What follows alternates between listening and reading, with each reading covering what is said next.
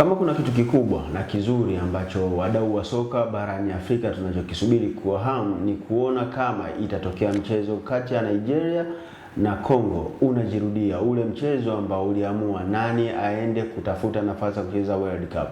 Leo timu ya taifa ya Congo DR wanaingia uwanjani kuwakabili timu ya taifa ya Algeria. Endapo watafanikiwa kuwafunga Algeria, robo finali wataenda kucheza dhidi ya Nigeria.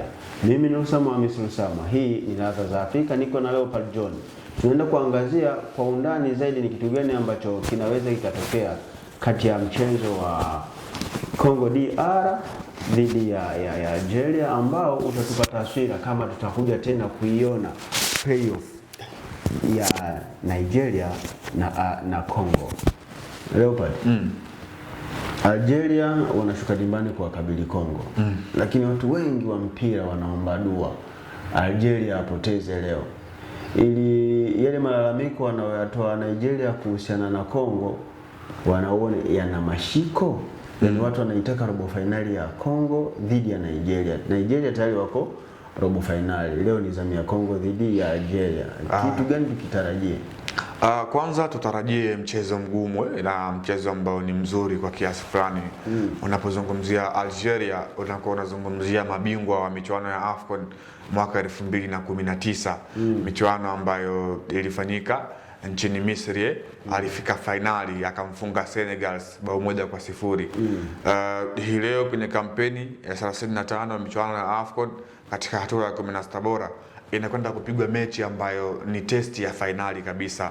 Congo DRC hawa ni washindi wa 4 wa michuano ya AFCON iliyopita pale nchini Ivory Coast, akifungwa katika mechi ya mshindi wa 3 dhidi ya South Africa.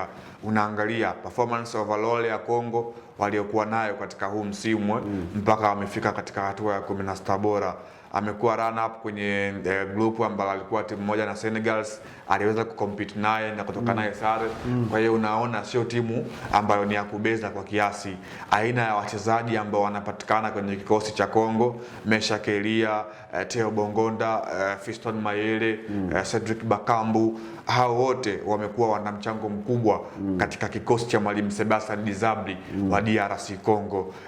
Congo imekuwa ni timu ambayo michuano inavyoanza imekuwa haizungumzwi sana, lakini ni timu ambayo by numbers ya wachezaji wamekuwa bora. Just imagine kwenye squad yao nzima takriban wachezaji 20+. Mchezaji ambaye yupo ndani ya bara la Afrika ni Fiston Mayele peke yake, naye akiwa anakipiga katika klabu ya Pyramids nchini Misri.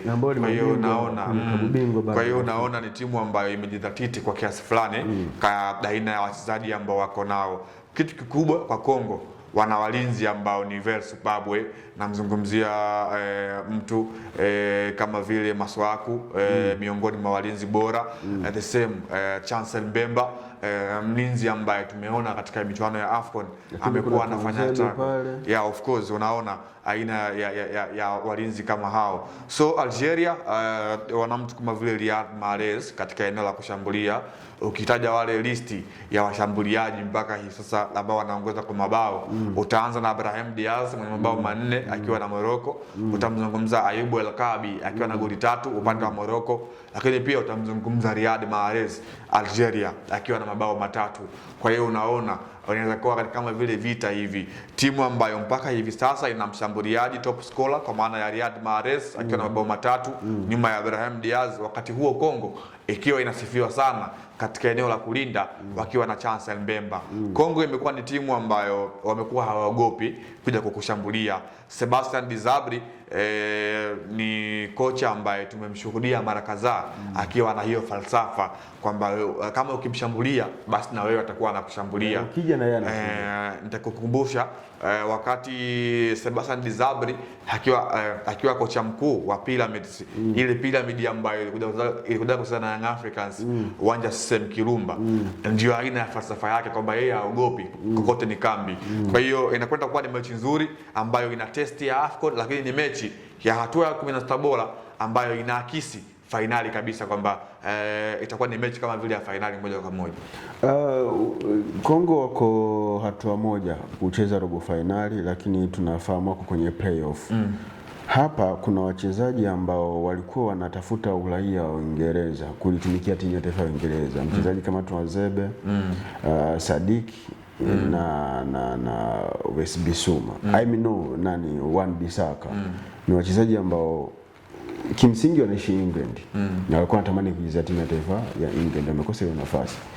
Inawezekana shauku waliokuwa nao ya kuitumikia timu ya taifa ya England wakaihamishia timu ya taifa ya Kongo kutaka kuapprove wrong wale watu walionyima nafasi timu ya taifa ya England, na ikawa ni msaada kwa Kongo. Yeah, of course unapozungumzia DRC Congo, tufaa kwanza tukumbuke kwamba Kongo hapo kwenye ile playoff ya kufuzu michuano ya World Cup, na hawa wachezaji wakubwa wamekuwa wanapenda kuonekana katika tournament kubwa, so itakuwa ni maumivu makali kama amekosa nafasi kwenye timu ya England. Lakini Kongo kuna hiyo nafasi ya kuweza kuonekana hata walau kwa sehemu ya call up ambao tutasafiri kuelekea nchini Marekani kwa ajili ya hiyo michuano. Kwa hiyo kwanza watatamani kupata mafanikio kwa kiasi fulani, ndio maana Bryan Mbeumo ikawa ni rahisi kwake kuja na Cameroon, ambapo hawa Cameroon tunapozungumza wamekuwa wanaushiriki takriban kwenye kila msimu katika michuano ya AFCON, lakini pia kwenye michuano ya World Cup. Hawa big players ulimwenguni wamekuwa wanatamani kuonekana kwenye big tournament za FIFA, lakini pia katika mashindano husika ndani ya bara. Kwa hiyo kama Kongo ikifanikiwa, basi itakuwa ni chachu pia ya hawa pia kuweza kuwavutia kuja kwa sehemu moja ama nyingine, lakini overall Kongo hapo katika nafasi nzuri kufuzu katika michuano ya World Cup. Wanakwenda kukipiga dhidi ya taifa la Jordan ama timu moja kutoka Asia. Kwa hiyo unaona kuna njia ambayo inawezekana ikapatikana kwa Kongo kwenda katika michuano ya World Cup na kufanya ile jumla ya mataifa 10 kutoka barani Afrika kuweza kutimia katika michuano ya World Cup 2026.